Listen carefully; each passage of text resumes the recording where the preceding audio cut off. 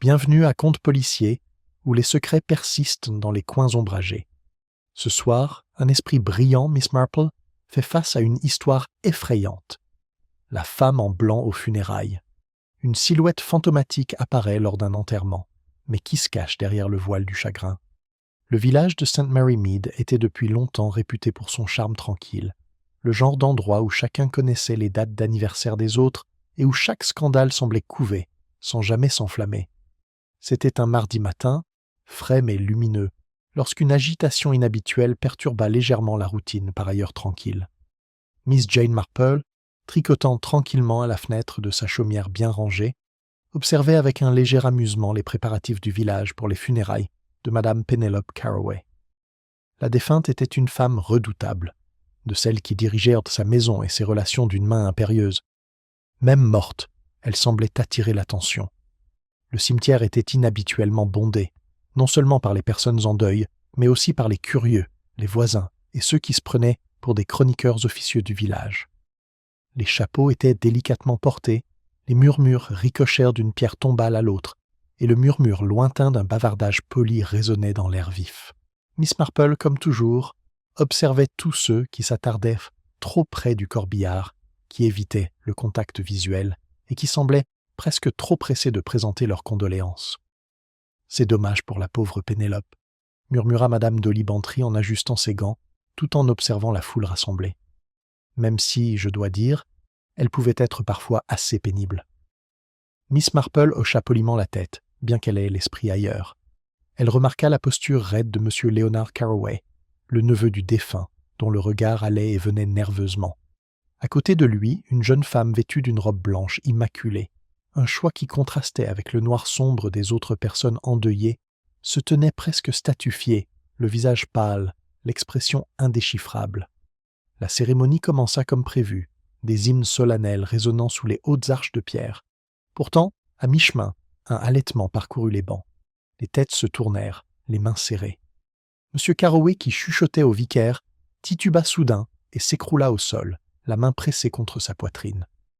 Une infirmière de l'Assemblée accourut, mais il était trop tard. Leonard Carroway était mort. La scène dégénéra en chaos. Les femmes serraient leurs chapeaux et leurs éventails, certaines murmurant qu'il s'agissait d'une crise cardiaque, tandis que d'autres soupçonnaient quelque chose de bien plus sinistre. Miss Marple resta assise, les doigts crispés sur ses aiguilles, à tricoter, son regard scrutant les visages plutôt que les corps. Elle remarqua, avec cette précision particulière que seules de longues années d'observation villageoise pouvaient affiner, les réactions subtiles, le léger frémissement d'une lèvre, l'inspiration à peine audible, la lueur de triomphe ou de peur dans les yeux de ceux qui avaient connu la victime. C'était, songea-t-elle, le genre de situation où les apparences étaient complètement trompeuses. Et à St. Mary Mead, les apparences étaient presque toujours trompeuses. Miss Marple rangea son tricot et se leva lentement. Elle allait devoir parler à quelques personnes avec désinvolture, discrètement. Après tout, la vérité, elle le savait, avait tendance à se révéler dans les plus petits gestes, bien avant l'arrivée de la police pour reconstituer ce que tout le monde prendrait naturellement pour un tragique accident. La mort de Leonard Carroway aux funérailles de sa tante plongea le village de St. Mary Mead dans un tourbillon de rumeurs qui semblèrent s'amplifier d'heure en heure. Les tables à thé de la salle des fêtes, les bancs près du bureau de poste et les recoins du cimetière deviennent le théâtre de conjectures, de spéculations et parfois de cris de surprise. À St. Mary Mead, la nouvelle se répandait vite, et il était impossible, même pour le villageois le plus discret, d'échapper aux répercussions d'un événement scandaleux. Miss Marple, rentrée chez elle peu après l'incident, s'installa dans son fauteuil préféré, tricotant soigneusement, mais son esprit restait loin de son travail. Elle observait le village en miniature, comme toujours, dans les expressions de ceux qui allaient et venaient, dans le ton de leur voix, dans leurs petits gestes qui en disaient bien plus que des mots. De la fenêtre, elle pouvait voir un groupe de femmes rassemblées devant la maison de Madame Dolly Bantry, parlant à voix basse, les têtes rapprochées, les yeux rivés comme si elles craignaient d'être entendues. « Je n'arrive tout simplement pas à comprendre comment c'est arrivé », dit Madame Bantry d'une voix juste assez forte, une note de détresse sincère mêlée de curiosité. Il était jeune, en parfaite santé, du moins en apparence. Et à un enterrement qui plus est, pensez-vous que ce soit une cause naturelle ? Demanda une jeune femme, les mains crispées devant elle. J'ai entendu quelqu'un dire qu'il avait un cœur faible, mais cela me semble quand même trop soudain. Ou peut-être y a-t-il autre chose, suggéra un autre, sur un ton où se mêlèrent curiosité et un léger goût du scandale. Je veux dire, St. Mary Mead a ses secrets, vous savez. Et les Carraways, eh bien, ils ont toujours eu leurs différends. Miss Marple s'autorisa un petit sourire presque imperceptible. Les mots eux-mêmes étaient ordinaires, le genre de ragot qu'on pouvait surprendre par un beau matin. Mais ce n'étaient pas les mots qui comptaient, mais la façon dont ils étaient prononcés, les petites hésitations, les regards involontaires, les silences où persistait un non-dit. Tels étaient les fils à partir desquels elle allait tisser la vérité. En milieu de matinée, la police était arrivée. L'agent Kibble, un homme dont l'uniforme semblait perpétuellement trop rigide et dont le comportement oscillait entre nervosité et zèle, commença à recueillir les témoignages des villageois. Mademoiselle Marple, comme toujours, restait en retrait.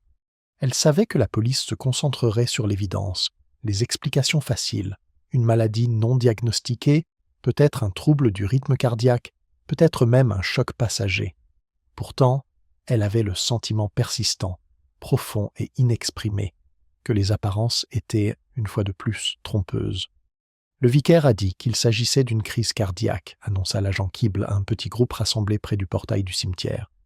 Mais bien sûr, nous attendrons l'examen du médecin avant de tirer des conclusions hâtives. Il lui jeta un coup d'œil, visiblement ravi d'attirer l'attention, puis ajouta d'un ton grave et expérimenté « Je conseille à chacun de rester calme et d'éviter toute spéculation inutile. » « Bien sûr, agent, » murmura madame Bantry, bien que ses yeux pétillants d'excitation, ce qui trahissait son accord poli. D'autres acquiescèrent et murmurèrent des assurances similaires, mais mademoiselle Marple remarqua la rapidité avec laquelle l'attention du groupe se reporta sur les conjectures dès que l'agent eut le dos tourné. La première théorie, et la plus tenace, concernait le testament de madame Penelope Carroway. La rumeur courait que Léonard, son unique héritier, hériterait du domaine familial, ainsi que d'une somme considérable investie au fil des décennies. « Tout est une question d'héritage », murmura une femme en tirant sur ses gants avec une énergie nerveuse. « Quelqu'un aurait peut-être voulu l'écarter. J'ai du mal à croire que quiconque ici puisse être capable de vous. »« Savez, » dit un homme qui avait été médecin du village, le visage mêlant incrédulité et faible jugement. « Nous sommes, après tout, une communauté tranquille et respectable. Mais tout le monde n'est pas ce qu'il paraît, » rétorqua une autre voix, plus douce cette fois, comme si elle se parlait à elle-même. Le regard de Miss Marple se porta sur l'orateur, un jeune homme nommé Victor Hammond qui tenait la librairie du village. Il avait toujours semblé un peu trop intelligent pour son propre bien, et il y avait une certaine tension dans sa façon de se pencher légèrement en avant, impatient d'être entendu, tout en veillant à ne pas parler trop fort. Miss Marple remarqua les signes légers, mais révélateurs de malaise chez chaque personne présente. Une main crispée, une toux forcée, un regard qui s'attardait un instant sur l'expression d'autrui. Chaque réaction, aussi subtile fût-elle, ajoutait une dimension supplémentaire au puzzle qu'elle commençait à construire silencieusement dans son esprit. À midi, la salle des fêtes était devenue le centre officieux des recherches. Les tables étaient jonchées de tasses et de soucoupes, vestiges de déjeuners précipités, et un groupe de villageois nerveux ne pouvait s'empêcher de partager leurs observations. Parmi eux, Miss Marple se déplaçait discrètement, adressant de petits hochements de tête et des commentaires polis, écoutant plus qu'elle ne parlait. Madame Bantry était dans son élément, racontant les funérailles avec une intensité dramatique. Et puis, ma chère, vous auriez dû voir ses yeux juste avant sa chute. On aurait presque cru qu'il avait vu un fantôme. Peut-être, suggéra doucement Miss Marple avec un sourire amusé. Ces mots étaient anodins, mais ils déclenchèrent un flot de spéculations. À une table dans un coin, Madame Clara Price, une institutrice à la retraite, murmurait à son amie des paroles conspiratrices. « J'ai toujours pensé que les Carroway cachaient quelque chose. Ça fait des années qu'il y a des frictions, disputes, indifférences, paroles désobligeantes. Et maintenant, ça. » Victor Hammond, qui rôdait dans les parages, hocha vigoureusement la tête. « Exactement. On accepte trop vite les accidents.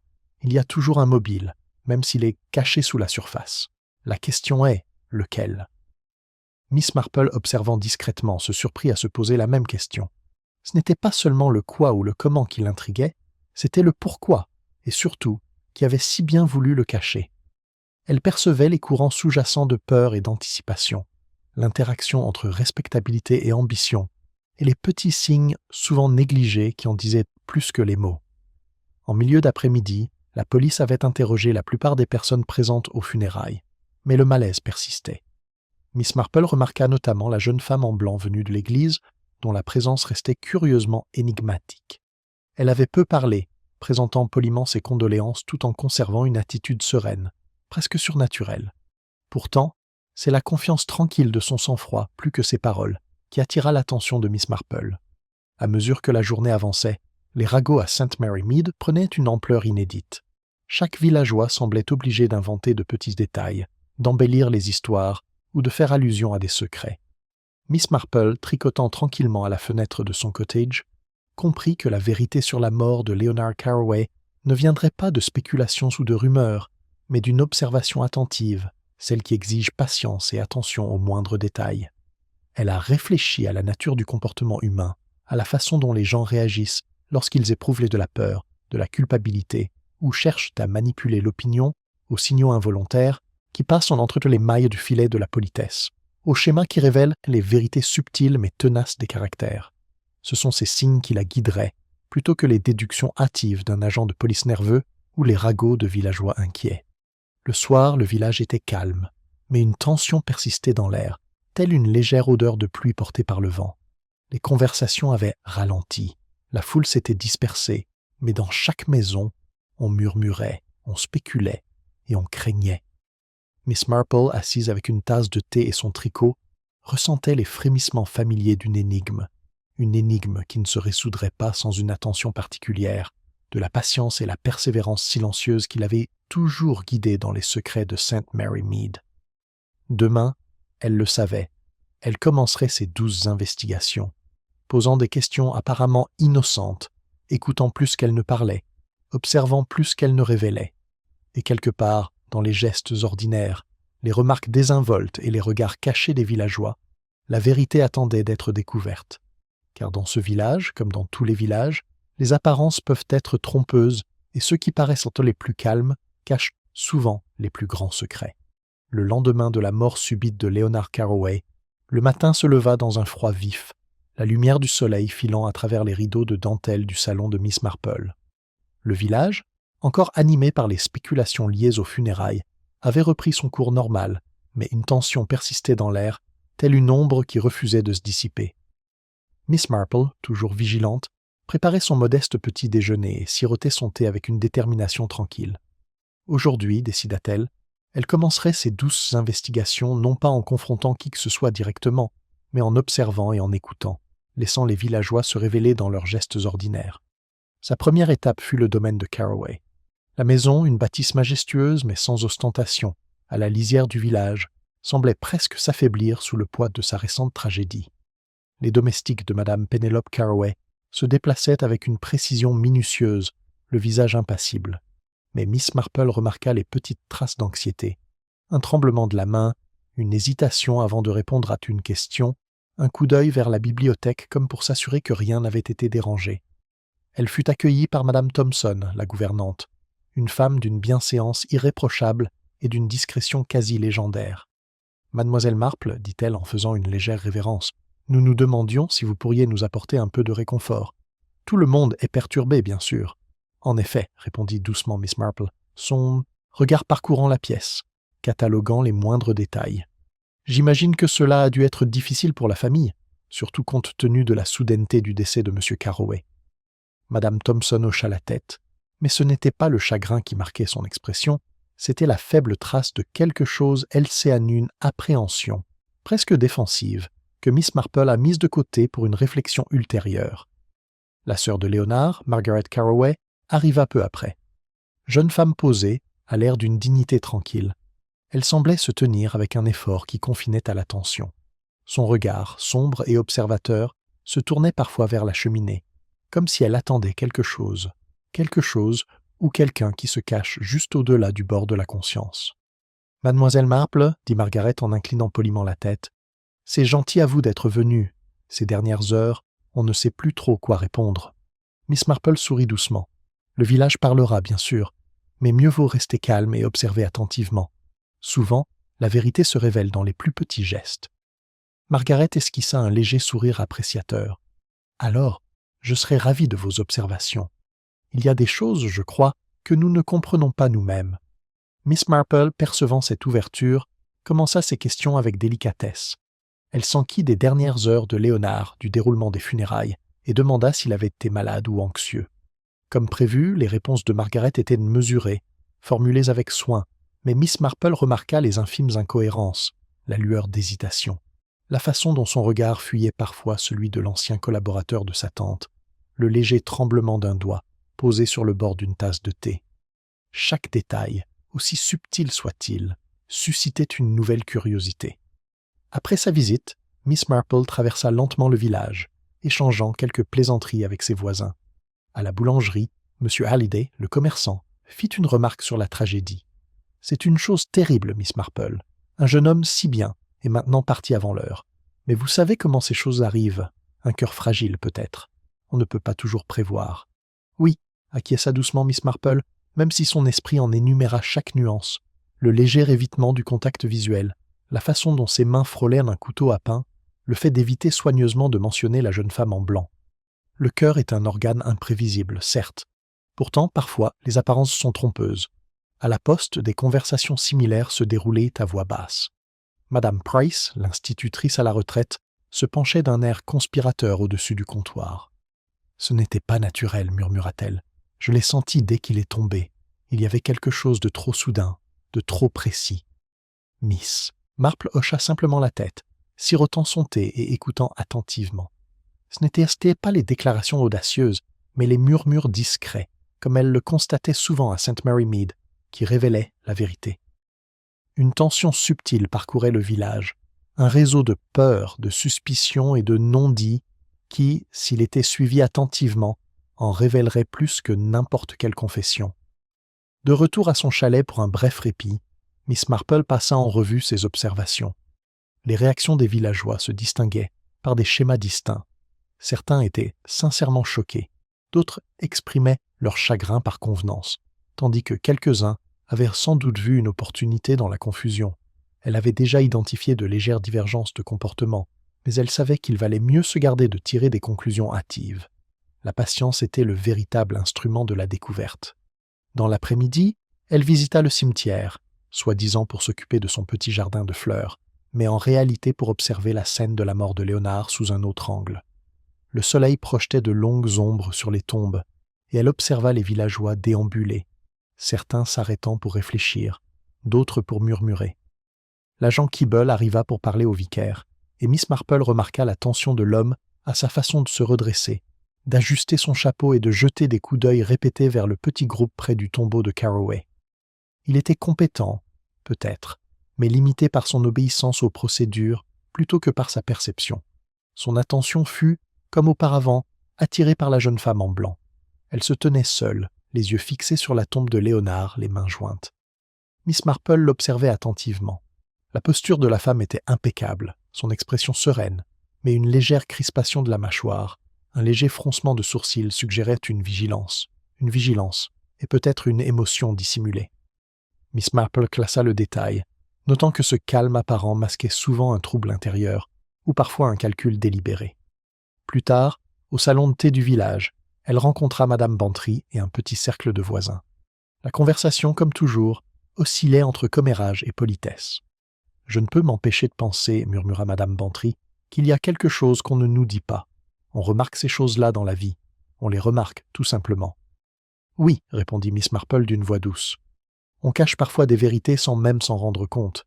Et dans une petite communauté, ces choses se révèlent souvent dans les interactions les plus ordinaires, par un regard, une hésitation ou un mot choisi avec trop de soin. La femme marqua une pause, réfléchissant à ses paroles. Miss Marple sirota son thé, laissant le silence s'installer, observant chaque visage, notant les gestes subtils, le croisement des bras, la torsion nerveuse d'une bague, le regard vers la fenêtre comme si elle attendait quelqu'un. Elle rassemblait les fils délicats qui tisseraient plus tard le tableau complet. Le soir venu, le gendarme revint sur les lieux avec son enquête officielle, mais Miss Marple avait déjà commencé à dresser un tableau des comportements, des motivations et des opportunités. Chaque villageois, consciemment ou non, révéla des indices par son discours et ses manières. Certains étaient sincères, d'autres manipulateurs, d'autres effrayés, mais tous, à leur manière, participaient au déroulement du récit. Alors que la nuit tombait sur St. Mary Mead, Miss Marple s'assit de nouveau près de sa fenêtre, tricotant tranquillement, l'esprit s'activant avec assiduité. L'énigme prenait forme dans ses pensées, même si les contours restaient flous. Elle songea que la nature humaine, dans toute sa complexité, offrait rarement des explications simples. Pourtant, elle était patiente. L'observation, la subtilité et la compréhension des caractères seraient, comme toujours, ses instruments. Avec le temps, la vérité se révélerait non pas dans de grands gestes, mais dans de petits détails révélateurs que seul un observateur attentif pouvait discerner. Demain, elle poursuivrait son exploration minutieuse, discutant avec les proches de la famille Carroway, observant leurs habitudes et notant les moindres écarts de comportement. Et quelque part dans ces écarts, pressentait-elle, se trouvaient les premiers indices tangibles qui éclaireraient le mystère de la mort soudaine et prématurée de Leonard Carroway. Le lendemain matin, St. Mary Mead s'était installée dans une routine fragile, même si l'ombre de la mort de Leonard Carroway planait encore sur le village. Les conversations étaient plus calmes, les regards plus circonspects, et chaque rassemblement, que ce soit à la boulangerie, à la poste ou dans le salon de Madame Bantry, contenait cette question tacite. Qui avait, si tant est qu'il y ait quelqu'un, précipité la fin de Léonard? Miss Marple, comme toujours, traversa la journée avec un mélange délicat de civilité et d'observation discrète. Elle commença sa tournée par une visite au domaine de Carroway, où la maisonnée avait repris ses occupations sous l'œil attentif de Madame Thompson. Si le personnel gardait une apparence de calme, Miss Marple remarqua de subtils tremblements de nervosité. Une femme de chambre s'arrêtant à mi-chemin, le regard fixé sur le bureau verrouillé, un valet de pied ajustant la nappe avec un soin minutieux, les doigts s'attardant sur le bord. Il n'y avait aucun signe manifeste de culpabilité, pas d'aveu dans un regard, mais la culpabilité, elle le savait, s'exprimait souvent en murmures plutôt qu'en proclamations. Dehors, un petit rassemblement s'était formé près du portail du jardin. Les villageois échangeaient des hochements de tête prudents et murmuraient des conjectures. Certains, remarqua Miss Marple, étaient impatients d'identifier un coupable. D'autres se contentèrent d'observer, craignant de s'aventurer trop hardiment dans un mystère qui n'était pas le leur. « Je suppose que ce doit être Victor Hammond, » dit Madame Bantry d'un ton décidé, ajustant ses gants comme pour appuyer ses propos. « Il a toujours été intelligent, peut-être trop intelligent pour son propre bien, et il s'est montré exceptionnellement attentif aux funérailles. On pourrait presque croire qu'il s'intéressait particulièrement à M. Carroway. » Miss Marple haussa subtilement les sourcils, mais ne dit rien, observant la légère tension dans la posture de Victor de l'autre côté de la rue. Le jeune libraire était effectivement intelligent, éloquent, comme tous les êtres intelligents capables de dissimuler leurs intentions, innocentes ou non. Pourtant, quelque chose en lui évoquait la curiosité plutôt que la malice, une énergie subtile tournée vers la compréhension plutôt que vers la manipulation. Entre-temps, des rumeurs s'étaient également répandues au sujet de Margaret Carroway, la sœur de Léonard. Certains villageois murmuraient que son héritage serait affecté par la mort de son frère. Miss Marple, cependant, remarqua que le sang-froid de Margaret était sincère, tempéré par un mélange de chagrin et de responsabilité plutôt que par des calculs. Son attention aux affaires domestiques, son calme et sa volonté d'aider Madame Thompson témoignaient davantage de caractère que d'une conspiration. Malgré tout, Miss Marple écarta cette possibilité, sachant que même la façade la plus respectable pouvait cacher des vérités surprenantes. L'agent Keeble, toujours désireux de résoudre l'affaire au plus vite, penchait déjà pour l'explication la plus simple. « C'est regrettable, bien sûr, » a-t-il déclaré à un petit groupe de villageois, « mais tout porte à croire à une cause naturelle. M. Carroway souffrait peut-être d'une maladie latente. Nous attendrons bien sûr le rapport du médecin, mais je ne vois aucune raison de soupçonner un acte criminel. Son assurance ne satisfit pas tout le monde. » Madame Pryce, l'institutrice à la retraite, secoua subtilement la tête. « Trop soudain pour des raisons naturelles » chuchota-t-elle à Miss Marple, les yeux brillants d'inquiétude. « On sent quand quelque chose ne va pas.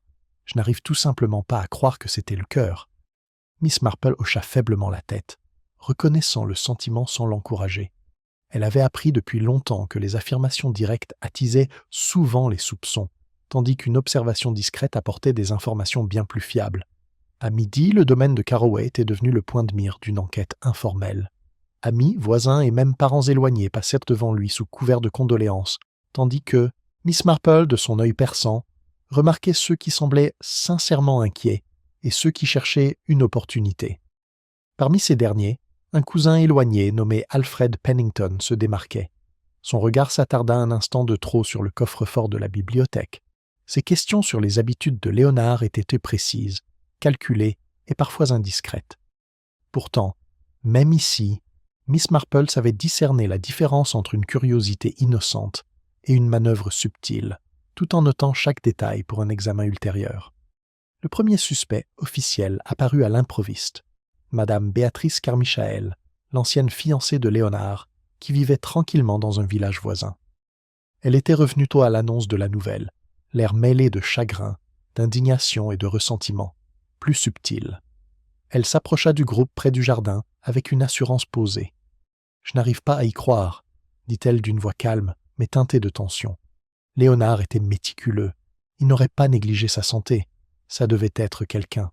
Ses paroles, bien que soigneusement choisies, suscitèrent des murmures parmi les villageois. Miss Marple remarqua le léger tremblement de la main de Madame Carmichael, la façon dont son regard se posa sur Victor Hammond avant de revenir au groupe et le léger pli de ses lèvres qui suggérait un calcul intérieur. Il y avait là une histoire, sans aucun doute, mais elle était complexe, subtile, et loin de l'accusation directe que beaucoup avaient supposée. L'agent Kibble, quant à lui, se concentrait sur l'évidence. Une crise cardiaque ou un accident dû au stress. « Nous devons nous fier au rapport médical », répétait-il avec une insistance croissante. « Tout le reste n'est que conjecture. » Pourtant, Miss Marple, observant silencieusement les nuances de comportement, sentait que les pistes les plus convaincantes naissaient souvent de gestes et d'expressions ordinaires que les gens croyaient invisibles. L'empressement de Victor, l'attention prudente de Margaret, la curiosité d'Alfred et l'expression maîtrisée des émotions de Béatrice Carmichael formèrent des fils délicats et entrelacés, attendant que le motif se révèle. L'après-midi s'écoulant, Miss Marple fit une visite discrète à la librairie du village, soi-disant pour s'enquérir d'une nouvelle livraison de livres. Victor Hammond la salua chaleureusement et lui offrit du thé dans un coin de la boutique. « C'est une période difficile pour tout le monde, dit-il d'une voix basse, prudente. Certains semblent toutefois plus préoccupés que d'autres. » Miss Marple acquiesça, laissant son regard parcourir nonchalamment la boutique, notant la disposition des livres, le placement soigné des registres et les subtiles hésitations dans les réponses de Victor. Elle posa des questions sur les dernières visites de Léonard, les sujets de leurs discussions et les personnes qu'il avait rencontrées les jours précédant sa mort. Chaque réponse, aussi banale soit-elle, lui offrait une petite pièce du puzzle. En fin d'après-midi, les soupçons s'étaient cristallisés dans l'esprit de nombreux villageois. Madame Bantry, Price et d'autres avaient discrètement identifié une liste restreinte d'individus qu'ils soupçonnaient d'être responsables, en se basant principalement sur des conjectures et des rumeurs. Mademoiselle Marple, cependant, restait prudente.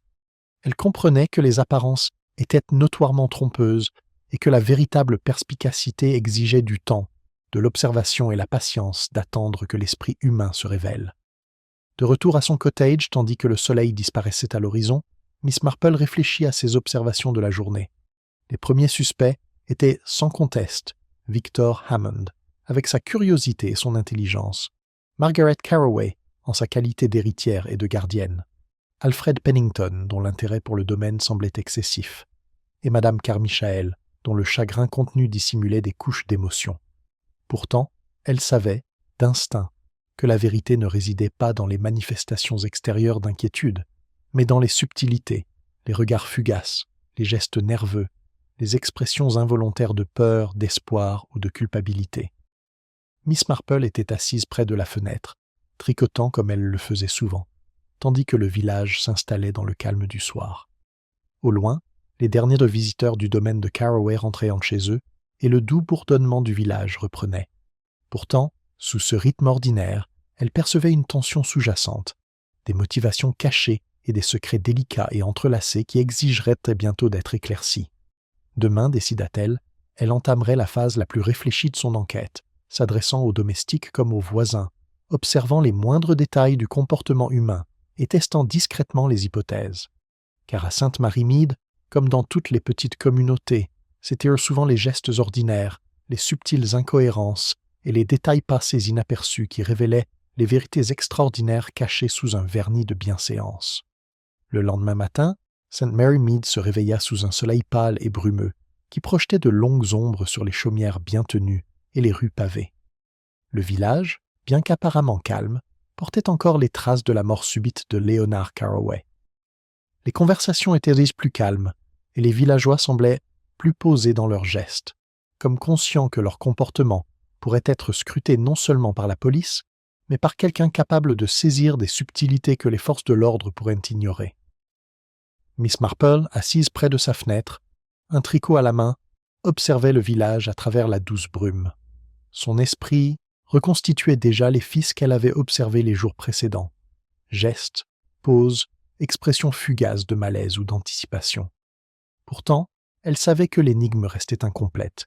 Souvent, songea-t-elle, les indices les plus importants n'étaient pas ceux qui sautaient aux yeux, mais ceux si infimes que l'œil humain les négligeait inconsciemment. Elle décida de retourner au domaine de Carroway, sous prétexte d'offrir ses condoléances à Margaret et à Madame Thompson.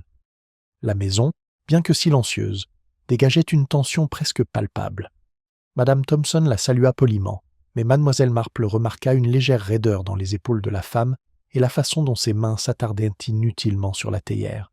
La maisonnée semblait à fleur de peau, non seulement à cause du chagrin, mais aussi à cause d'une anxiété inexprimée qui s'accrochait aux pièces comme de la poussière. Margaret Carroway la rencontra dans le salon, calme comme toujours, mais avec une ombre sous les yeux qui trahissait des nuits blanches.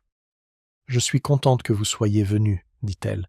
C'est difficile, sachant que le village est si prompt à spéculer.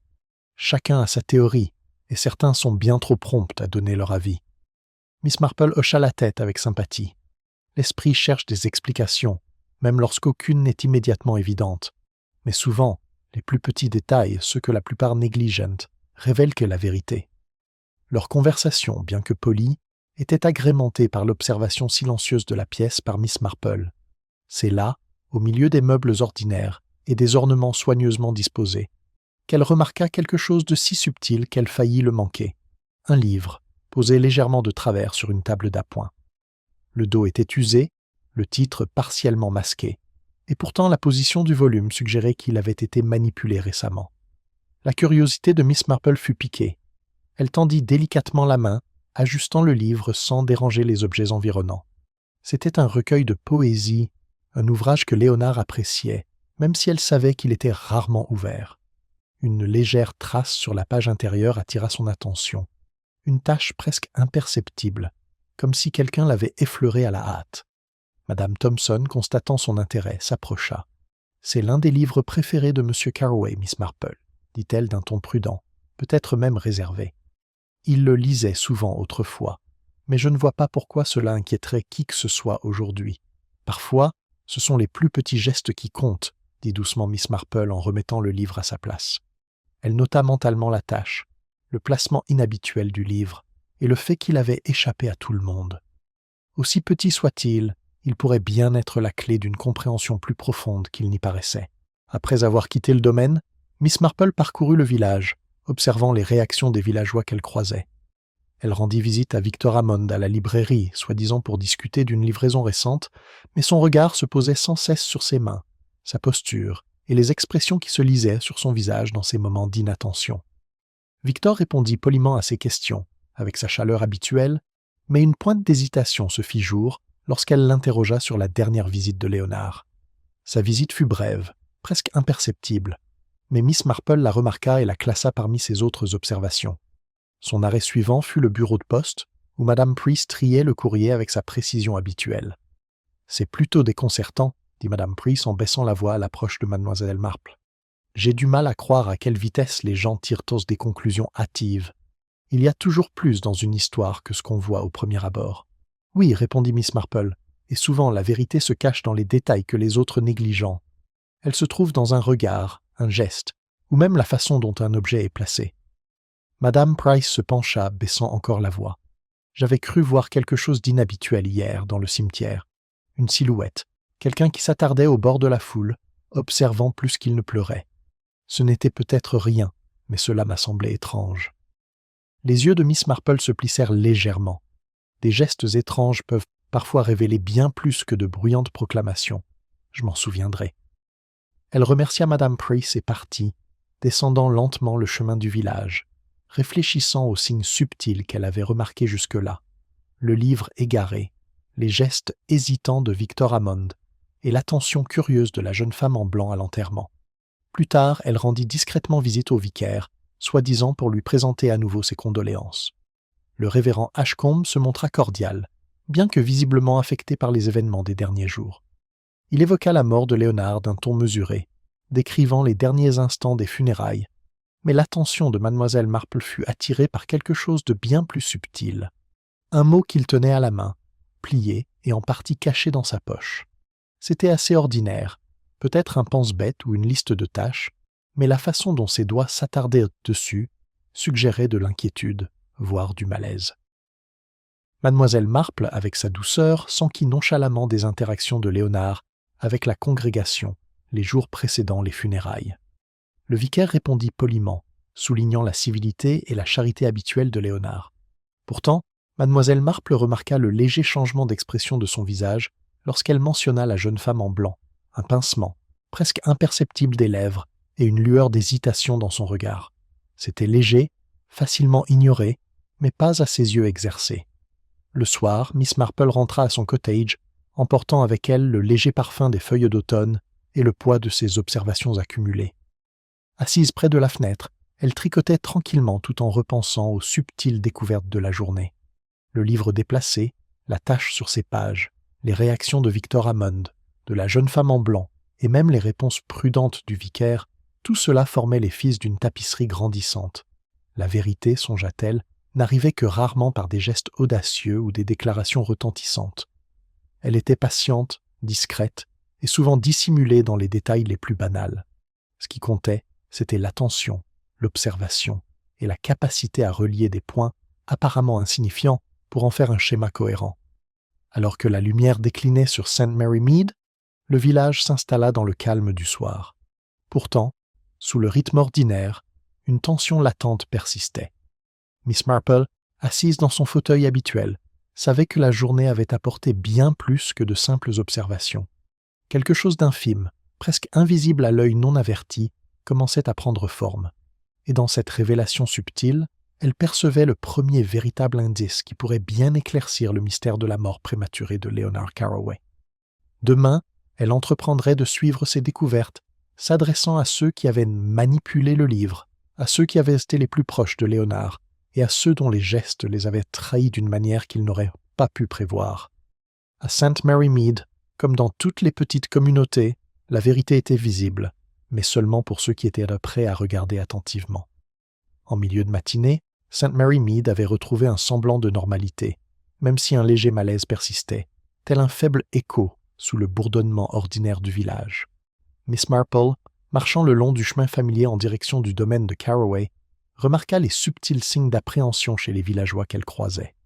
Une mère murmurait à son enfant avec insistance, un apprenti boulanger s'arrêta à mi-chemin, une miche de pain inachevée à la main, et une volée de pigeons s'éparpilla nerveusement sur la place, comme partageant l'inquiétude collective du village.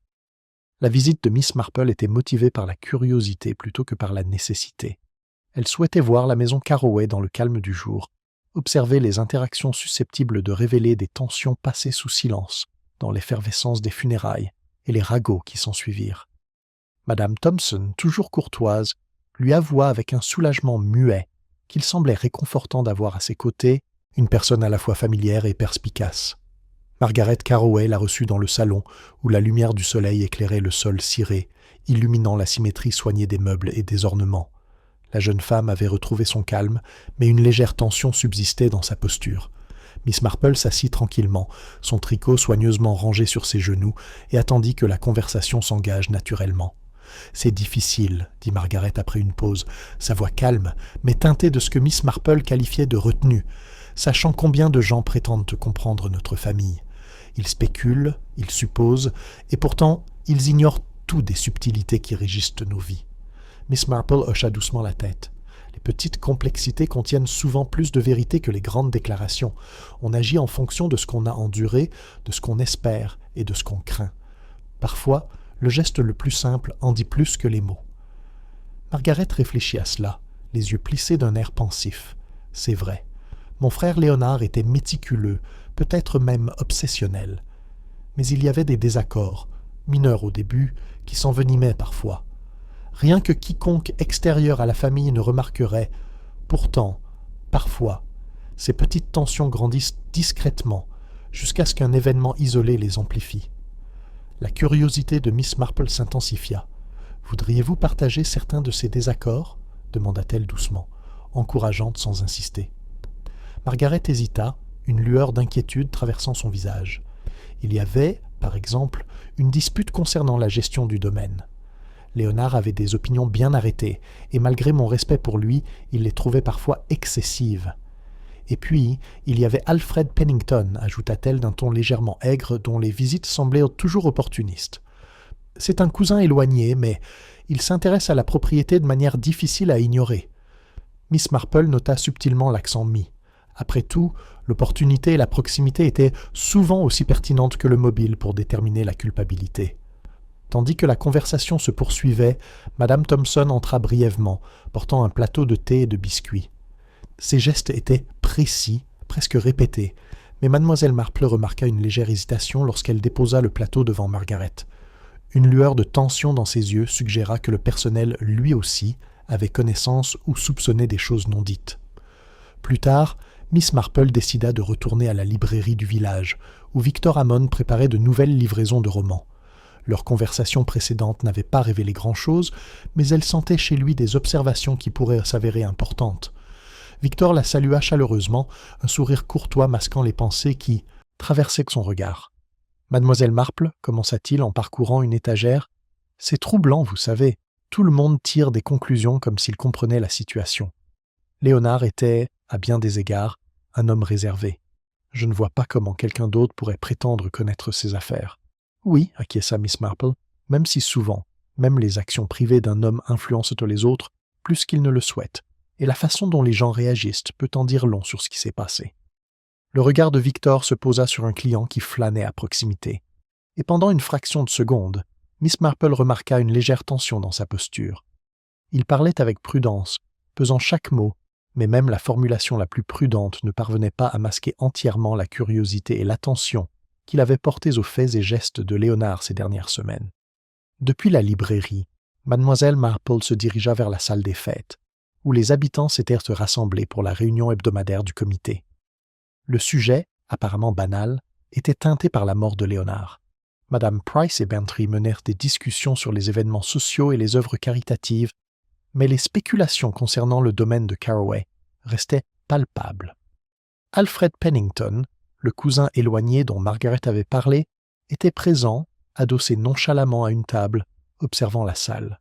Son regard balayait les convives avec un calcul subtil, notant qui s'attardait, qui parlait librement et qui évitait tout regard. Miss Marple l'observait de loin, son œil exercé percevant le contraste entre sa nonchalance apparente et l'énergie subtile qui trahissait son intérêt pour la situation.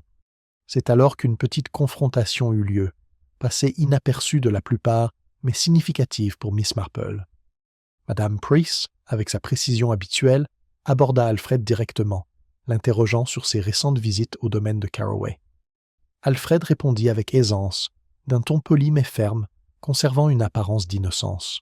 Pourtant, sa silhouette, posée nonchalamment sur la table, trahissait un léger tremblement, une micro-expression de malaise que Miss Marple nota soigneusement. Ce tremblement fut fugace, presque imperceptible, mais il confirma ses soupçons. Tous n'étaient pas aussi sereins qu'il le semblait. Plus tard, elle retourna au cimetière, où la jeune femme en blanc avait été aperçue. Elle était seule cette fois, agenouillée sur la tombe de Léonard, les mains jointes. Miss Marple s'approcha avec une politesse douce. « C'est une belle matinée, dit-elle doucement, son ton décontracté, mais invitant la femme à parler. La jeune femme leva les yeux, le regard calme mais circonspect. « Oui, même si l'air semble plus lourd que d'habitude, » répondit-elle. Sa voix était sereine, mais Miss Marple y décela une pointe de vigilance, comme si elle avait conscience d'être observée. « Vous connaissiez bien Léonard » demanda Miss Marple, encourageant la conversation sans insister. « Oui, » dit la femme, son regard se tournant vers la tombe. « Mais il y a des choses entre les gens qu'on ne peut pas toujours exprimer à voix haute. Parfois, Chial, le cœur renferme des secrets que même l'esprit ne peut révéler pleinement. » Miss Marple remarqua la formulation, le choix judicieux des mots et le léger tremblement des mains posées sur ses genoux. Chaque détail, aussi insignifiant soit-il, ajoutait de la profondeur au motif qu'elle commençait à assembler. Le soir, Miss Marple retourna à son cottage, passant en revue ses observations de la journée.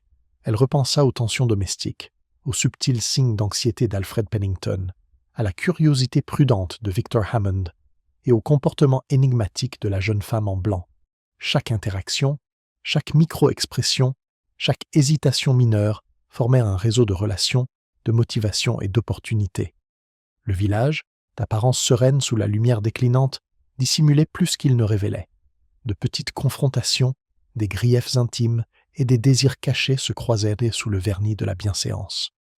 Miss Marple savait que les jours à venir exigeraient une attention particulière, de la patience et du discernement pour démêler les fils du comportement humain qui reliaient tous ces gens apparemment ordinaires.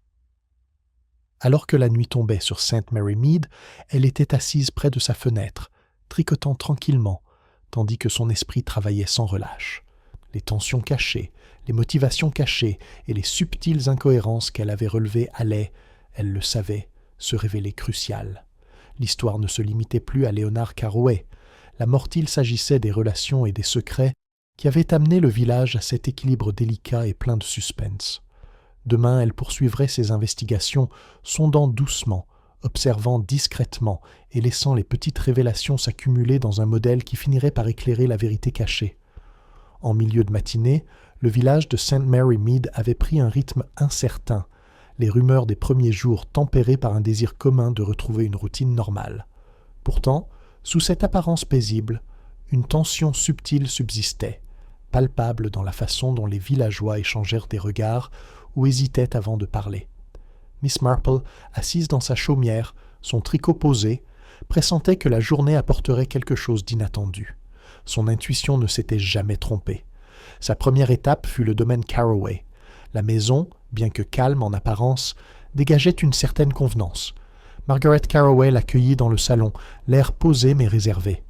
Sa posture était lourde, une légère contraction des épaules suggérait des nuits blanches ou une inquiétude insoutenable, au-delà de ce que le chagrin seul pouvait engendrer. « Mademoiselle Marple, dit Margaret doucement, je vous suis reconnaissante de vos visites.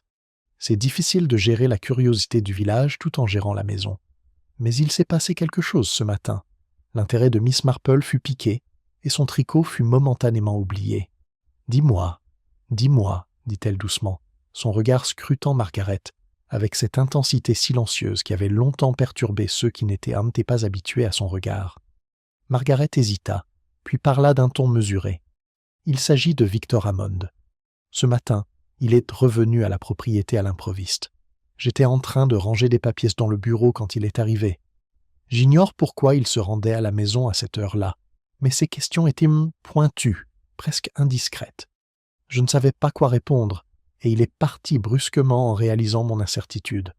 Miss Marple prit une note subtile, consciente des implications. Une visite à une heure inhabituelle, des questions portant sur des points sensibles, et un départ précipité pouvaient traduire de la curiosité, de l'inquiétude, ou quelque chose de plus calculé. Elle s'abstint de tirer des conclusions, cataloguant les détails pour une analyse ultérieure. Après avoir quitté le domaine, elle traversa lentement le village, remarquant les légers signes de perturbation. À la boulangerie, elle entendit des murmures parmi les employés. « Vous avez entendu » murmura l'un d'eux. « Madame Carmichael a été vue quittant le domaine de Carroway ce matin. Je la croyais encore dans son village. »« Oui » répondit une autre, l'air calme, mais d'une manière qui laissait penser qu'elle avait répété ses émotions. Elle ne parla à personne sur la route et marcha simplement d'un pas décidé. Miss Marple sourit faiblement, reconnaissant les schémas qu'elle observait depuis des jours. Le timing, la présence et le calme étaient aussi révélateurs que les mots, et parfois bien plus. Ces observations la conduisirent ensuite à la salle des fêtes, où une petite assemblée s'était réunie pour une réunion du comité cet après-midi. Les conversations étaient apparemment banales, mais le courant sous-jacent des spéculations sur la mort de Leonard Carroway et les déplacements mystérieux de divers villageois conféraient à la discussion une tension subtile. Alfred Pennington, le cousin éloigné de Margaret, était présent, adossé nonchalamment à une table, mais son regard se tournait fréquemment vers la porte, comme s'il attendait quelqu'un. La première perturbation eut lieu lorsqu'un télégramme fut apporté dans la salle. Le messager le remit à Margaret Carroway, qui brisa le sceau avec un mélange de curiosité et d'appréhension. Elle lut attentivement le message, puis leva les yeux, l'air crispé. « C'est de la part du notaire », annonça-t-elle, d'une voix assurée, malgré un léger tremblement de ses doigts. Il y a des anomalies dans les documents de la succession qui nécessitent une attention immédiate et une demande de rendez-vous urgent pour demain. Un murmure parcourut la pièce et Miss Marple observa les réactions avec un vif intérêt. Les yeux d'Alfred se plissèrent brièvement, la main de Victor effleura le comptoir d'un geste subtil et nerveux, et le visage de Madame Carmichael, aperçu depuis un coin de la pièce, trahit une légère inquiétude avant qu'elle ne se ressaisisse. « Des divergences » demanda doucement Madame Price. « Vous parlez de questions financières ?» Margaret hocha la tête. « Oui. Apparemment, certaines transactions nécessitent une vérification. L'avocat a demandé des déclarations à toutes les personnes ayant traité avec Léonard ces derniers mois. » Miss Marple réfléchit tranquillement. Un rebondissement s'était produit dans l'histoire. Non pas un nouveau crime, mais la révélation d'une complication qui orientait les soupçons dans des directions différentes. Elle remarqua la façon dont chaque individu traitait l'information. Certains affichaient un calme apparent, masquant la curiosité sous un intérêt poli. D'autres trahissaient un malaise subtil, de petits gestes et des expressions fugaces, suggérant des inquiétudes cachées ou des connaissances d'âme secrètes. Plus tard, elle rendit visite à Victor Hammond à la librairie. Il était vigilant, mais il la salua chaleureusement, masquant les pensées qui s'éveillaient dans son regard. « Mademoiselle Marple, commença-t-il en baissant la voix, il semble que l'avocat ait découvert des faits qui pourraient nécessiter les déclarations de plusieurs villageois. Je ne peux m'empêcher de me demander si la mort de Léonard a attiré l'attention sur des choses qu'il a gérées discrètement. D'autres personnes pourraient-elles être impliquées involontairement ? Oui, acquiesça doucement Miss Marple. Parfois, les conséquences d'un seul événement sont plus profondes qu'on ne le pense, et les réactions des personnes présentes, leur réaction à une nouvelle information, peuvent en dire bien plus que l'information elle-même. Les doigts de Victor effleurèrent distraitement le bord d'un registre, un mouvement subtil qui n'échappa pas à Miss Marple. Le timing, les gestes et le souci du détail, songea-t-elle, étaient souvent plus révélateurs que les déclarations. Le soir, la nouvelle d'un autre incident mineur mais notable lui parvint, une perturbation au cimetière. La jeune femme en blanc, jusque-là sereine et énigmatique, avait été aperçue quittant brusquement le cimetière après une brève visite, portant ce qui semblait être un petit paquet. Miss Marple, intriguée, remarqua à la fois le moment et le geste délibéré. Le contenu du paquet était inconnu, mais l'acte lui-même suggérait une préméditation plutôt qu'une spontanéité, une nuance psychologique qu'elle comptait explorer plus avant. Alors que le crépuscule tombait sur St. Mary Mead, le village paraissait paisible en apparence, mais la tension sous-jacente s'accentuait. De petits événements comme le télégramme du notaire, l'attention curieuse de Victor Hammond, les déplacements de Madame Carmichael et les actions mystérieuses de la jeune femme en blanc tissaient un réseau complexe de suspicions et d'intrigues. Miss Marple comprenait que chaque incident, aussi mineur soit-il en apparence, ajoutait une dimension supplémentaire à l'énigme, créant des intersections entre mobile, opportunité et dissimulation. De retour à son cottage, elle s'assit près de la fenêtre, tricotant, tandis que les premières étoiles apparaissaient dans le ciel du soir. Elle passa en revue ses observations, le léger malaise du personnel, le calme prudent de Margaret Carroway, la tension anticipée d'Alfred Pennington, l'attention méticuleuse de Victor Hammond, les mouvements énigmatiques de Madame Carmichael et les actions calculées de la jeune femme en blanc. Chacun d'eux constituait un fil conducteur, délicat mais significatif, menant à un schéma susceptible de révéler la vérité. Miss Marple réfléchissait à la nature du comportement humain.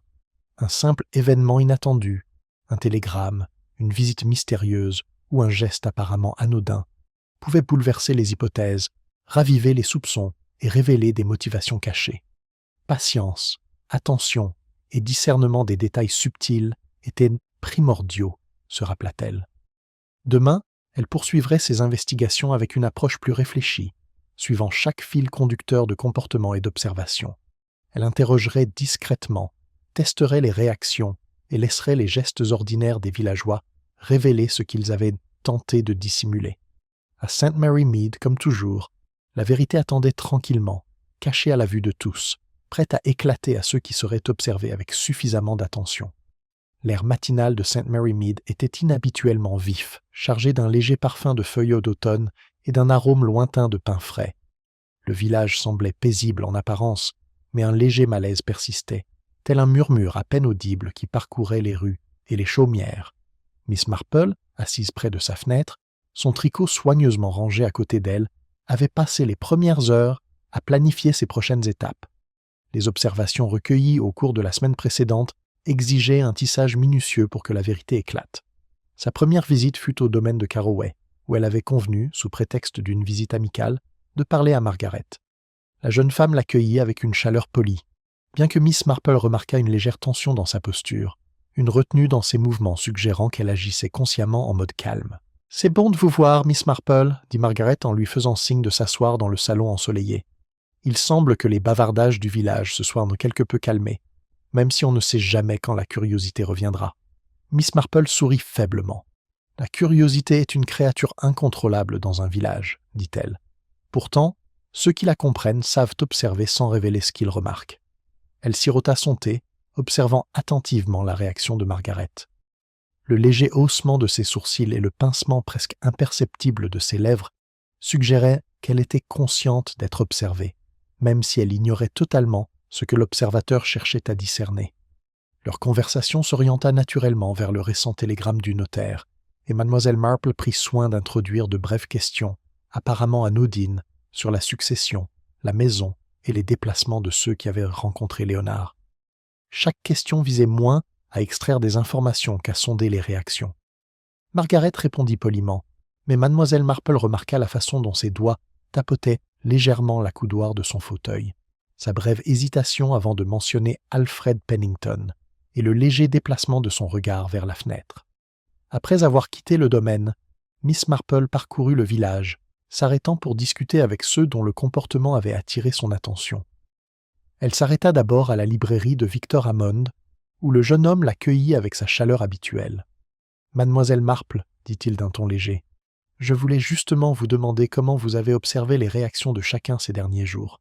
C'est, j'imagine, un art délicat. »« Oui, » répondit doucement Miss Marple, son regard effleurant la tranche des livres, avec une délicatesse certaine. « Il faut être prudent dans la façon dont on pose les questions et dont on note les gestes.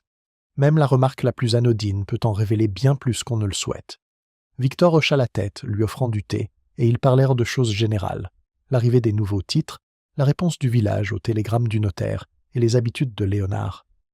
Miss Marple, cependant, introduisit subtilement des questions sur le calendrier des visites, la gestion des documents de succession et les petits rituels que Léonard avait accomplis durant ces derniers jours. Chaque réponse était mesurée, prudente et précise, mais Miss Marple remarqua les gestes infimes, une main effleurant nerveusement un registre, une légère hésitation avant de répondre à une question routinière et le regard fugace vers la porte de la boutique. Elle rendit ensuite visite à Alfred Pennington, qui rangeait des papiers dans son bureau à la salle des fêtes. Sa posture était détendue, mais ses yeux brillaient de vigilance lorsque Miss Marple entra. Elle parla avec désinvolture, du télégramme du notaire, de la succession et des habitudes de Léonard, tout en observant attentivement les réactions d'Alfred. « Il est peut-être regrettable que de telles choses surviennent à ce stade, » dit Alfred, choisissant ses mots avec soin. « Léonard était méticuleux, comme vous le savez. Il n'y a pas lieu de s'inquiéter. » Miss Marple inclina la tête, son regard balayant la pièce. « Il est curieux de voir comment des routines ordinaires peuvent soudainement révéler des tensions cachées, » remarqua-t-elle. « Parfois, le plus petit écart peut en dire plus que les mots ne le révèlent. » Les mains d'Alfred, posées sur la table, remuèrent légèrement. Un léger serrement des doigts, presque imperceptible, attira son attention. Miss Marple le classa parmi d'autres observations. Les gestes nerveux, les réponses précises, les regards fugaces. Dans l'après-midi, elle se retrouva dans le cimetière, s'approchant de la jeune femme en blanc. Elle avait choisi un moment où le cimetière était calme, les ombres des pierres tombales s'étendant sur l'herbe. « C'est un après-midi agréable », remarqua Miss Marple en s'asseyant sur un banc à proximité. Même si le temps semble en décalage avec l'ambiance du village. Le regard de la jeune femme croisa le sien, calme mais alerte. « Oui, » répondit-elle, « le monde continue, même quand on aimerait qu'il s'arrête un instant pour réfléchir. » Miss Marple inclina la tête, observant chaque nuance, la tension subtile dans les épaules, la façon dont les mains reposaient sur les genoux, le léger pli entre les sourcils. Elle lança une remarque soigneusement formulée sur Léonard, le domaine et les récents déplacements des visiteurs. Les réponses de la femme furent polies, voire mesurées, mais le léger déplacement de son regard vers le portail du cimetière, le bref serrement de ses mains et l'imperceptible frémissement de malaise suggéraient que la sonde avait touché une corde sensible. De retour chez elle, tandis que le soleil disparaissait à l'horizon, Miss Marple repensa à sa journée. Chaque interaction, le calme de Margaret, les gestes attentifs de Victor, l'anxiété subtile d'Alfred et les réponses mesurées de la jeune femme en blanc, offraient un éclairage nouveau, mais aucune ne révélait à elle seule toute la vérité. Le schéma, elle le savait, résidait dans l'accumulation de ces petits détails, cette interaction psychologique qu'une observation attentive pouvait révéler. Elle examina le livre de la propriété Carroway, légèrement égaré par sa légère trace, et les légères divergences relevées dans ses gestes et ses réactions. C'étaient des signaux subtils, presque invisibles pour quiconque n'était pas habitué à l'observation humaine, mais qui, ensemble, formaient un réseau de motivations potentielles, d'opportunités et d'actions cachées. Même le calme apparent du village ne pouvait masquer la tension sous-jacente, que Miss Marple jugeait aussi révélatrice que n'importe quel document ou témoignage. Les gestes ordinaires, les légères hésitations, les expressions soigneusement contrôlées, tout cela constituait une cartographie du comportement humain à interpréter. Plus tard dans la soirée, elle reçut une visite inattendue.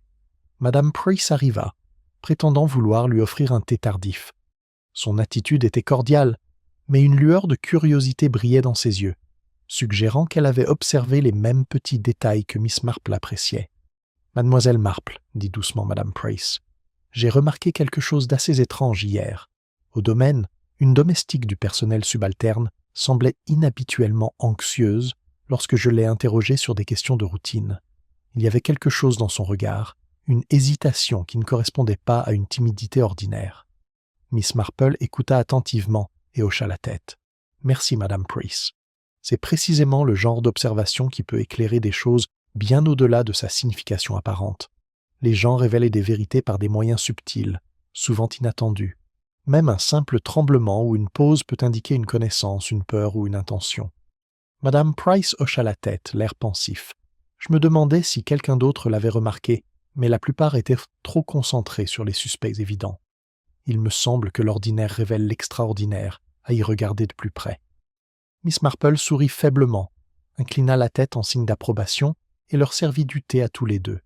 Elle songea tranquillement que le village, avec ses convenances apparentes et ses tensions cachées, était un tapis de petits gestes et d'expressions soigneusement maîtrisés. Elle poursuivrait ses tests subtils dans les jours à venir, dialoguant avec chaque individu, observant ses réactions et dévoilant les fils délicats qui finiraient par révéler la vérité.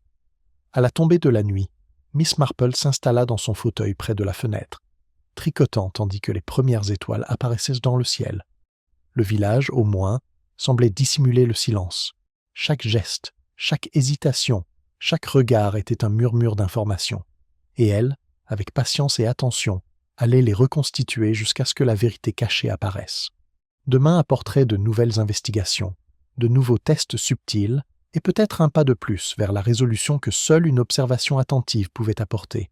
Car à Sainte-Marie-Mead, comme dans toutes les communautés humaines complexes, ce n'étaient jamais les déclarations bruyantes, mais les gestes les plus infimes et les plus mesurés qui portaient la clé de la compréhension. Le matin se leva sur Sainte-Marie-Mead avec un calme serein qui dissimulait la tension qui régnait dans les rues du village. Miss Marple, tricotant soigneusement dans sa chaumière, repensait aux hésitations, aux gestes, aux expressions soigneusement contenues des villageois des jours passés, et sentait une certitude tranquille s'installer en elle. Chaque fil d'observation avait été rassemblé, catalogué et tissé en un motif cohérent, même si elle ne l'avait pas encore exprimé à voix haute. Aujourd'hui, décida-t-elle, était le jour de faire doucement éclater la vérité. Sa première visite fut chez Margaret Carroway, qui avait organisé un petit déjeuner dans le salon du domaine. L'atmosphère, bien que calme, était chargée d'impatience. Margaret, calme comme toujours, l'accueillit avec une chaleur polie, même si Miss Marple remarqua la brève tension dans ses épaules, signe subtil d'inquiétude qui suggérait plus qu'une simple préoccupation pour sa maison. « Mademoiselle Marple, dit Margaret en versant le thé avec des mains prudentes, il semble que l'intérêt du village se soit quelque peu calmé. Mais j'imagine que vous avez vos propres observations à faire. »« Oui, répondit doucement Miss Marple, choisissant ses mots avec soin. « Et j'ai pensé qu'il valait mieux en discuter ici, en votre présence. Il est souvent plus facile de comprendre la vérité lorsqu'on est au plus près des événements. » Margaret inclina la tête, écoutant attentivement. Miss Marple prit une gorgée de thé, observant les gestes subtils de la jeune femme, la façon dont ses doigts s'attardèrent sur la tasse, le léger plissement de ses yeux lorsqu'elle considérait certains détails, les infimes changements de posture qui trahissaient une contemplation intérieure. « J'ai observé, commença Miss Marple, les diverses réactions à la mort de M. Carroway, les interactions avec la succession et les légers écarts de comportement qui échappent souvent à l'attention des autres. Ils sont révélateurs, si l'on sait les interpréter. » Les lèvres de Margaret se pincèrent, son regard attentif mais calme. « Et vous, qu'en avez-vous conclu ?» demanda-t-elle d'une voix posée, dissimulant toute anxiété qu'elle aurait pu ressentir. Le regard de Miss Marple parcourut la pièce, notant une fois de plus la disposition des meubles, la disposition des bibelots et les signes subtils de tension dans la maison. La vérité ne réside pas dans les déclarations bruyantes, ni dans les soupçons évidents des voisins, mais dans les gestes ordinaires, les petits détails et les émotions soigneusement dissimulées des personnes impliquées. Elle marqua une pause, laissant Margaret réfléchir à ses paroles, avant de poursuivre. La visite de Victor Hammond au domaine hier matin, le calme de la jeune femme en blanc, l'intérêt d'Alfred Pennington pour les affaires du domaine, l'inquiétude, certes légère mais révélatrice, de certains membres du personnel, tout cela formait un réseau d'opportunités, de motivation et de dissimulation. Mais le plus petit fil, souvent négligé, révélait la vérité la plus cruciale. Les yeux de Margaret se rétrécirent légèrement, mais elle resta silencieuse, une invitation subtile pour Miss Marple à continuer. Miss Marple fouilla dans son sac et en sortit le recueil de poésie qu'elle avait remarqué quelques jours plus tôt, celui dont les pages étaient légèrement maculées. Elle le déposa délicatement sur la table. Ce livre, dit-elle doucement, bien qu'apparemment insignifiant, devint un témoin silencieux. Son positionnement, la marque sur la page et la séquence d'interactions qui l'entourait fournissent un aperçu essentiel. La personne qui a perturbé ce livre cherchait à dissimuler une action mineure qui, combinée à d'autres observations, révèle sa présence à un moment critique. Le regard de Margaret se tourna vers le livre. Reconnaissance. Peut-être une prise de conscience traversa-t-elle son expression. Miss Marple poursuivit.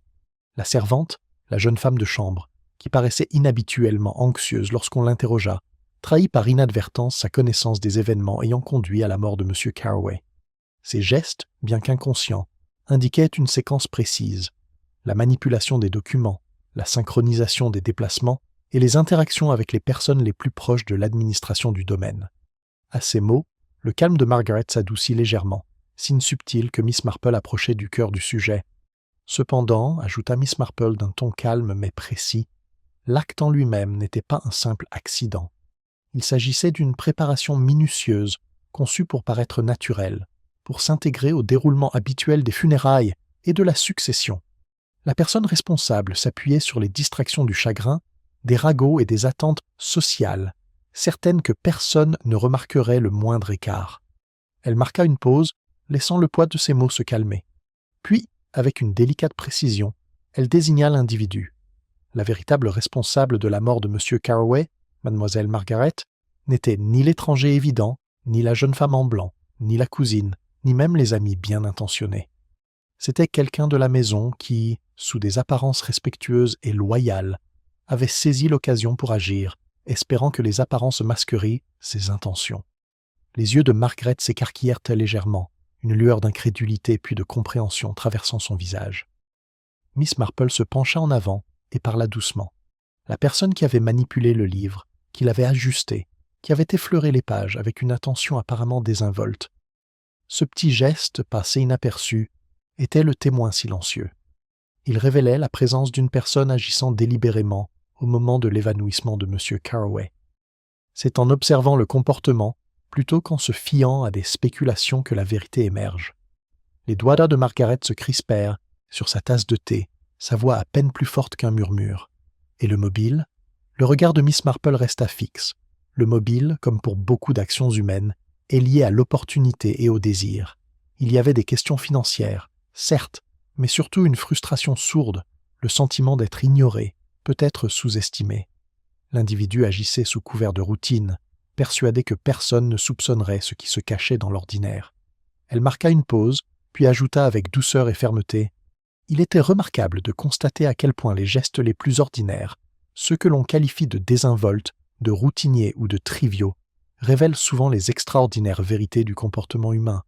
Il faut observer attentivement, patiemment, et discerner les schémas que les autres négligent. » L'expression de Margaret s'adoucit encore, et elle inclina la tête. « Vous avez vu ce qu'aucun de nous n'avait pu voir, dit-elle doucement. Vous avez observé l'ordinaire et discerné l'extraordinaire. Vraiment, Miss Marple, personne au village n'a une perspicacité comparable à la vôtre. » Miss Marple sourit faiblement. « C'est simplement une question de patience, d'observation et de compréhension de la nature humaine. Souvent, la vérité se cache en arrière-plan, attendant que quelqu'un remarque les petits détails révélateurs. C'est tout. Plus tard, lorsque les représentants du notaire arrivèrent pour vérifier les déclarations concernant la succession, Mademoiselle Marple accompagna Margaret afin de lui apporter des éclaircissements.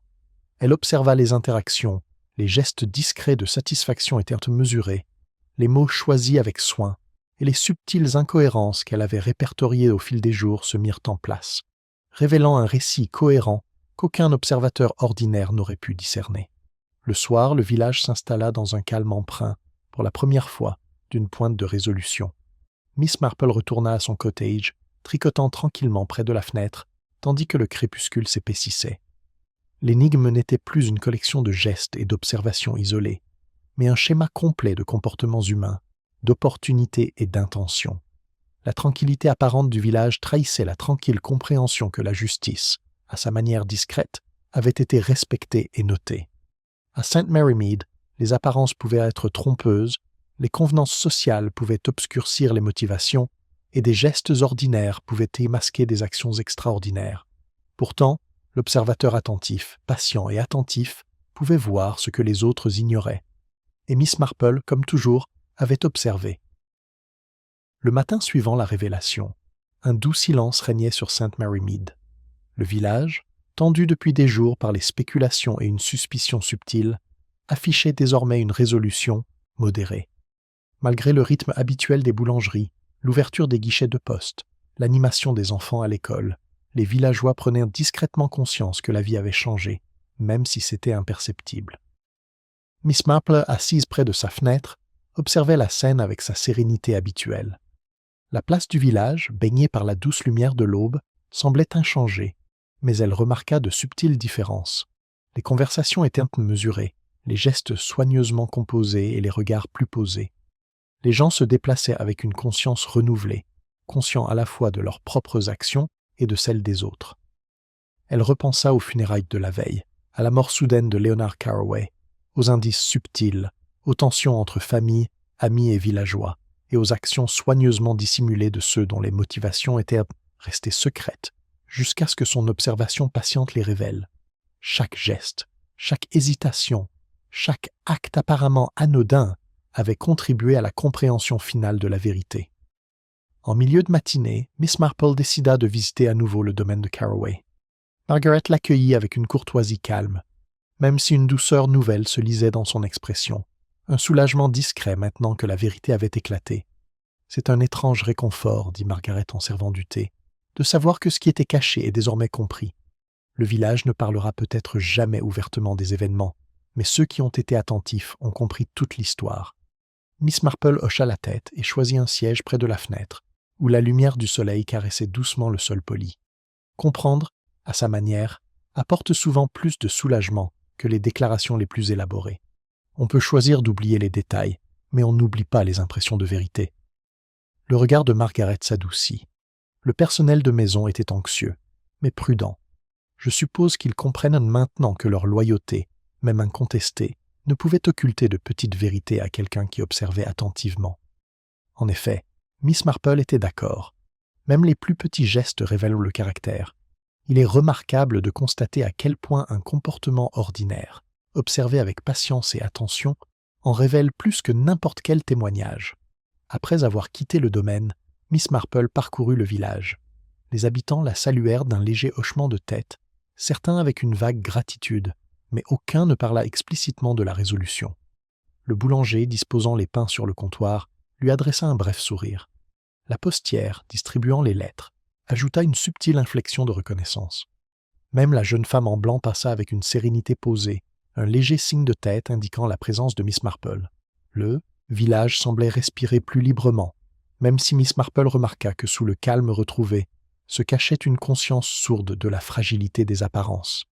Les gens comprenaient, même inconsciemment, que la vérité pouvait résider là où ils se doutaient le moins, dans des gestes trop infimes pour être remarqués, dans des instants trop fugaces pour être pris en compte. À la salle des fêtes, la réunion hebdomadaire du comité reprit, même si les conversations étaient tempérées par la réflexion. Madame Bantry et Price, qui avaient resté au cœur des ragots et des spéculations autrefois, parlèrent tranquillement de choses ordinaires, d'événements à venir, de collectes de charité et du rythme général de la vie du village. Pourtant, remarqua mademoiselle Marple, la subtile prudence dans le discours, le rythme mesuré des phrases et l'évitement délibéré des sujets déjà abordés restaient des points sensibles. Miss Marple se rendit compte que la nature humaine, dans toute sa complexité, était à la fois prévisible et infiniment surprenante. Elle avait observé, avec une attention silencieuse, la peur, la curiosité, le désir et l'ambition se refléter sur les visages et les gestes des villageois. Leurs interactions ordinaires, observées de près, révélaient des motivations, des opportunités et des secrets qu'aucune déclaration extérieure ne pouvait jamais saisir. En fin d'après-midi, elle retourna à son chalet, s'installant confortablement dans son fauteuil, reprenant son tricot. Le calme du village se reflétait dans la lumière dorée qui filtrait par la fenêtre, mais elle demeurait attentive aux subtils traits de comportement qui pourraient refaire surface en d'autres circonstances. Les actions des gens, elle le savait, n'étaient jamais vraiment isolées. Elles étaient façonnées par le contexte, l'observation et les attentes de la société.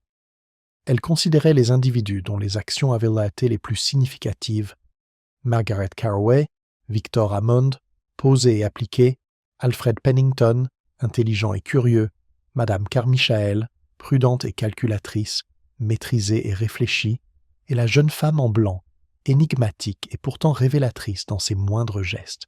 Chacun avait contribué, consciemment ou inconsciemment, au déroulement des événements, et chacun avait laissé des indices, certains évidents, d'autres subtils, qui, combinés, révélaient la véritable histoire. Le domaine, le village et même le cimetière portaient les traces invisibles de ces actes. Miss Marple comprenait que la résolution n'effaçait pas le passé, mais lui permettait d'être reconnu et compris. L'ordinaire pouvait masquer l'extraordinaire, mais la patience, l'observation et la perspicacité pouvaient l'éclairer. Au crépuscule, elle traversa lentement le village, saluant les visages familiers avec une courtoisie sereine. Les villageois, de retour de course ou de visite, répondirent poliment, certains avec une vague curiosité, d'autres avec une reconnaissance tacite de l'entente commune qui s'était instaurée. Le village semblait, en apparence, parfaitement normal, mais Miss Marple savait que sous la surface, la conscience des motivations cachées et des vérités révélées persistait comme un écho discret. Le soir, elle retourna à son chalet, s'installant dans son fauteuil familier, une tasse de thé fraîche à la main. Elle repensa aux événements des jours passés, les funérailles, la mort subite, les gestes insignifiants mais révélateurs, les observations attentives et la révélation progressive du comportement humain qui avait révélé la vérité. À St. Mary Mead, comme dans toutes les petites communautés, songea-t-elle, les gens préservaient les apparences pour des raisons à la fois pratiques et sociales. Pourtant, sous ce vernis de civilité se cachaient des désirs, des ressentiments, des peurs et des ambitions impossibles à dissimuler. L'observation, la patience et la compréhension de la nature humaine étaient les instruments qui éclairèrent ce que d'autres ne pouvaient que spéculer. La nuit s'épaississait et le silence régnait dans la chaumière de Miss Marple.